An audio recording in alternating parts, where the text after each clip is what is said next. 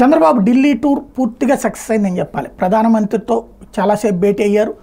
ఆంధ్రప్రదేశ్కి సంబంధించి ఏదైతే అప్పట్లో రెవెన్యూ లోటు అడిగితే ఇవ్వలేదు, ఆ తర్వాత 10,000 కోట్లు జగన్ ఉన్నప్పుడు ఇచ్చారు.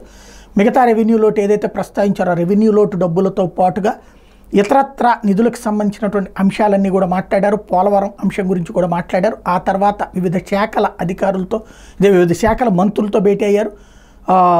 ఏదైతే అమరావతి టు హైదరాబాద్, ఇప్పుడు హైదరాబాద్ హైవే ఆల్రెడీ విస్తరిస్తున్నారు, దాన్ని అమరావతితో లింకప్ చేసేటటువంటి, ఎందుకంటే ఆల్రెడీ అక్కడ కడుతున్నారు కాబట్టి ఫ్లైఓవర్లు మన కృష్ణానది మీదన, దాంతో అటు లింకప్ చేస్తూ అమరావతి లింకప్ చేసేటటువంటి యాక్టివిటీకి కూడా ఓకే చెప్పారు. ఓవరాల్గా అమరావతి టు హైదరాబాద్ రోడ్డు ఉండేటటువంటికి, అలాగే inner ring road outer ring రోడ్డుకు కూడా గడ్కరీ ఓకే చేసినట్టు చెప్తున్నారు.